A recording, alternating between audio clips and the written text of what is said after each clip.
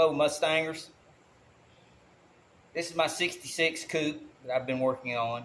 You might have seen my videos where I put the air conditioning vents in the dash. Currently I'm getting the car ready for paint. I've stripped a lot of paint. I've done some epoxy primer on it. This is the driver's door that I've been working on. And what I'm trying to do is to disassemble and reassemble it a number of times so that once there's fresh paint on it, I don't damage the paint during reassembly.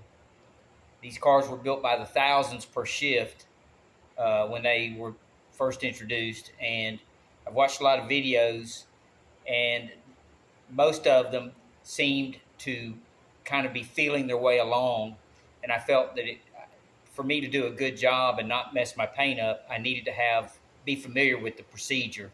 So over the last couple of days, I've taken it apart and put it back together a number of times. And I was just going to share what process I've come up with that kind of works.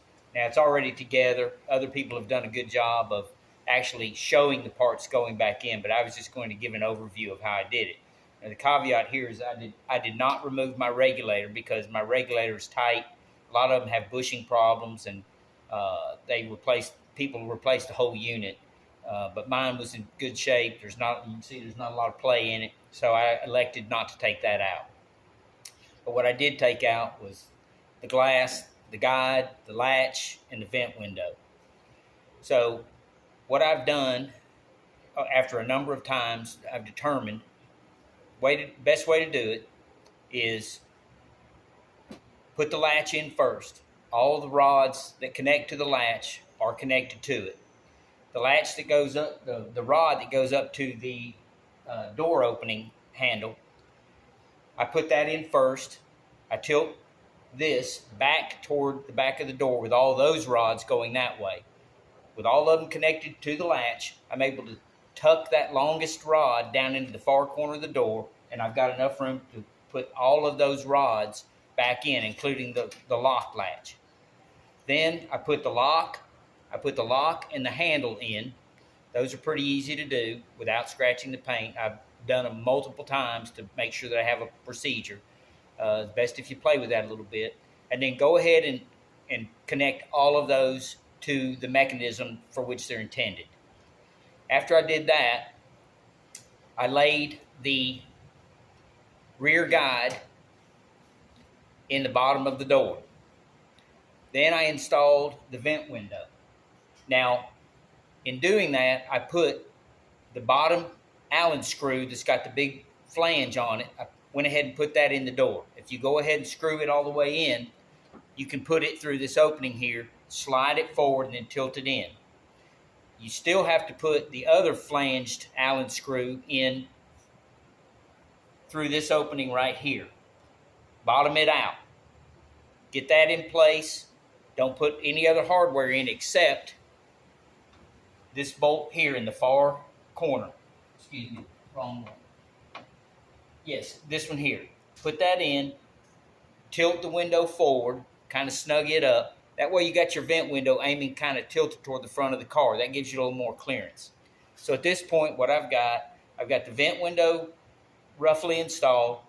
I've got the latch and all the associated rods connected.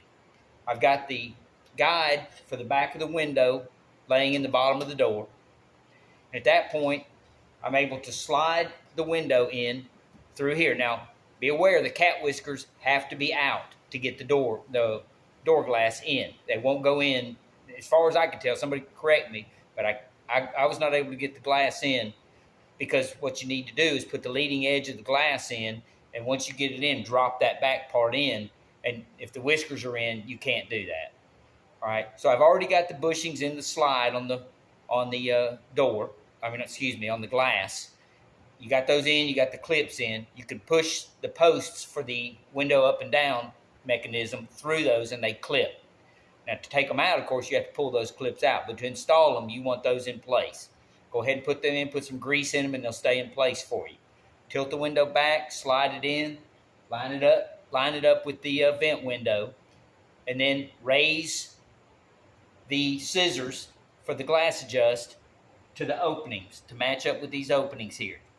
tilt your glass back, do the back one first. You can get that bushing on that post, pull it, it'll click. Then slide your forward bushing. You can kind of pull that scissor arm back. You can push it in, click it, and then your window glass is installed. Then I raise the window all the way up, and I'm able to reach in the bottom and scoop up the guide for the back. And you have to kind of spread the rods a little bit, as on my particular one.